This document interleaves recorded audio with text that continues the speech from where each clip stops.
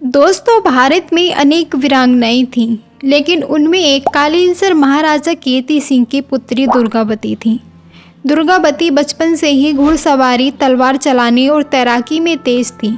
उनका तीर, भाले, बंदूक का निशाना अचूक था। दोनों हाथों से तलवारें चलाने का अभ्यास अद्भुत था। दुर्गावती शिव की परम भक्त थीं। वे गड़ा राज्य की महारानी बनी। उनके पति दलपति शाह थे। दलपति शाह की मृत्यु के बाद ये राज्य की महारानी बनी। करीब 15 वर्षों तक गड़ा राज्य पर शासन करने वाली रानी दुर्गावती वीरता की अटल मूर्त थी। इनका जन्म 5 अक्टूबर 1524 को बांदा के कालिंजर किले में हुआ था। इनके पिता का नाम कीरत राय था। गोंडवाना राज्य की इस वीरांगना ने एक पुत्र को जन्म दिया। उसका नाम वीर नारायण था। 24 जून 1564 को इनका देहांत हो गया। रानी दुर्गावती और अकबर का युद्ध। गड़ा राज्य के शासक दलपति शाह की मृत्यु के उपरांत मुगल शासक अकबर के पास इस महत्वपूर्ण प्रदेश को हड़पने का शुभ अवसर था। बिना वक्त गवाए अकबर ने अपने सेनापति आसफ खां को गोंडवाना राज्य पर आक्रमण के लिए भेजा, जिस पर रानी दुर्गावती का साम्राज्य था। आसफ खां ने अपने सैनिकों सहित किले पर धावा बोल दिया। दुर्गावती के सैनिक भी वीरतापूर्वक मुगलों का सामना कर रहे थे। कुछ दिन तक युद्ध चलता रहा। इसी समय कालिंजर के किले में गोले बारूद ने जवाब दे दिया, जिसके चलते युद्ध अंतिम सोपान पर आ चुका था। रानी घोड़े की लगाम को दांतों से पकड़कर दोनों हाथों में तलवार लेकर वीरता से लड़ी। मुगल सैनिकों को गाजर मूली की तरह काटती रहीं। अंत में स्वयं को विकट परिस्थिति में पाकर अपने ही खंजर से वीरगति को प्राप्त हो गईं। रानी दुर्गावती का शासनकाल।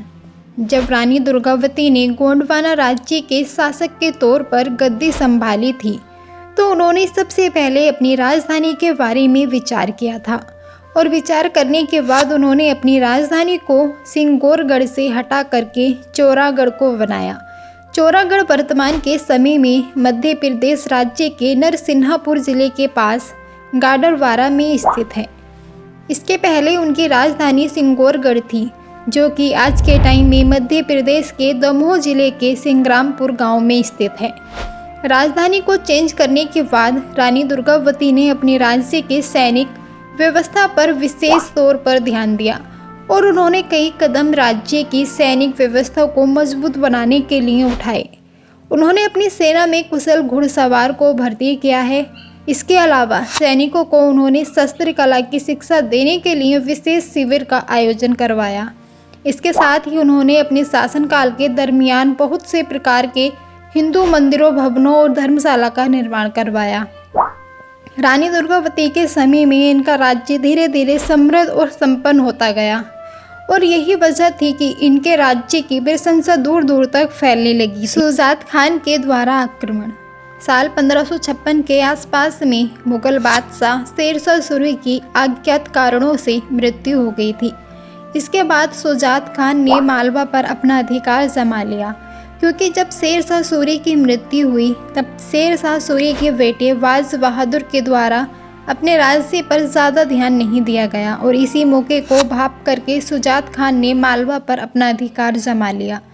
इसके बाद शुजात खान के मन में रानी दुर्गावती के ऊपर आक्रमण करने का ख्याल आया, जिसके पीछे वजह ये थी कि उसे लगा कि रानी दुर्गावती एक महिला हैं, इसीलिए वह आसानी से उन पर आक्रमण करके उनके राज्य को अपने अधीन कर लेगा। परंतु जब शुजात खान ने रानी दुर्गावती पर आक्रमण किया तो शुजात खान का पासा उल्टा पड़ गया और रानी दुर्गावती के साथ हुए युद्ध में शुजात खान को मुंह की खानी पड़ी और उसे इस युद्ध में काफ़ी ज़्यादा नुकसान हुआ। शुजात खान के कई सैनिक इस युद्ध में मारे गए थे। दुर्गावती द्वारा किए गए प्रयासों के फलस्वरूप उनके राज्य में हर कोई खुश था।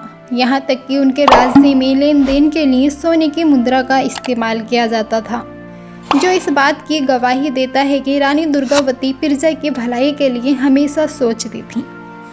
रानी दुर्गावती की याद में मध्य प्रदेश राज्य के जबलपुर शहर में इनके नाम का संग्रहालय बनाया गया है, जिसे रानी दुर्गावती संग्रहालय हिंदी में कहा जाता है और अंग्रेजी में इसे रानी दुर्गावती म्यूजियम कहा जाता है।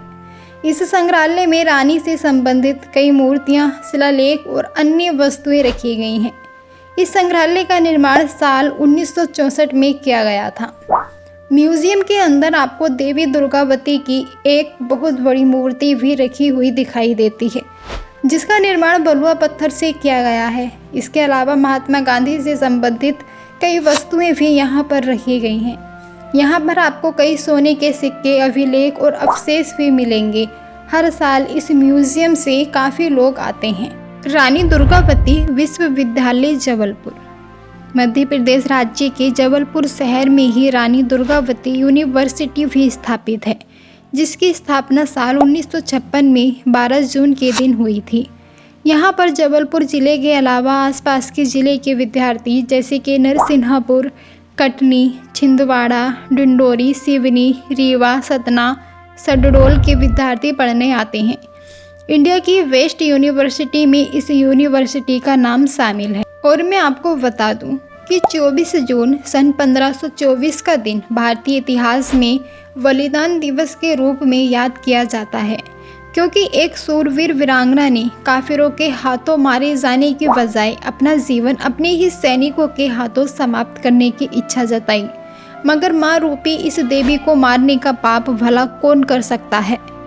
सैनिकों ने अपनी मजबूरी बतलाते हुए ऐसा करने से इनकार कर दिया। तब रानी दुर्गावती, जो खून से लथपथ अवस्था में अपने ही खंजर को भोग कर स्वयं की जीवन लीला को समाप्त कर लिया था। भले ही एक हिंदू रानी अकबर के साथ इस लड़ाई में पराजित हो गई, मगर अपनी शौर्य एवं पराक्रम से 3 बार मुगल सेना को वापस लौटने के लिए मजबूर कर दिया था। वर्तमान मंडला और जबलपुर नगर में रानी ने अपनी देह त्याग दी थी।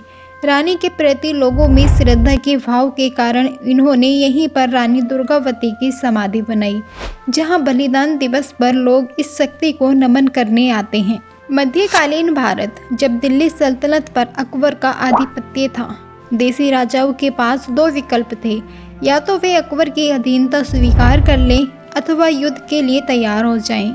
चंदेल राजवंश में जन्मी रानी दुर्गावती ने अपने पड़ोसी गौड़ राज्य से मिलकर सूर्य की शक्ति पर लगाम लगाने का कार्य कर रही थी।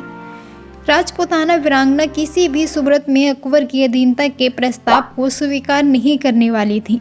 भले ही उनके पास मात्र 10,000 राजपूत सैनिक थे, वह गुलामी स्वीकार करने के बजाय अपने क्षत्रिय धर्म की खातिर मर मिटना शुभ मानती थी। दूसरी तरफ मेवाड़ के सूरज महाराणा प्रताप भी अकबर के खिलाफ आक्रमण की तैयारी में थे। इनकी वीरता बार बार दुर्गावती को प्रोत्साहन दे रही थी। दोनों राजपूती वीरों ने आजीवन मुगलों की अधीनता स्वीकार नहीं की। दुर्गावती ने कठिन संकट के समय भी हार मानने की बजाय युद्ध में डटा रहना उचित समझा और अंत समय में अपने सतीत्व की रक्षा के लिए मुगलों के हाथ पड़ने की बजाय स्वयं को समाप्त कर लिया। दोस्तों, मैं उम्मीद करती हूँ कि रानी दुर्गावती की जीवनी व इतिहास आपको पसंद आया होगा। यदि आपको इस वीडियो में दी गई जानकारी पसंद आई है तो अपने दोस्तों के साथ इस वीडियो को ज़रूर शेयर करें और साथ ही वीडियो को एक लाइक कर दें और चैनल को सब्सक्राइब कर बेल आइकन बटन दबा दें, ताकि आने वाली वीडियो सबसे पहले आप तक पहुँच जाए। धन्यवाद। नमस्कार।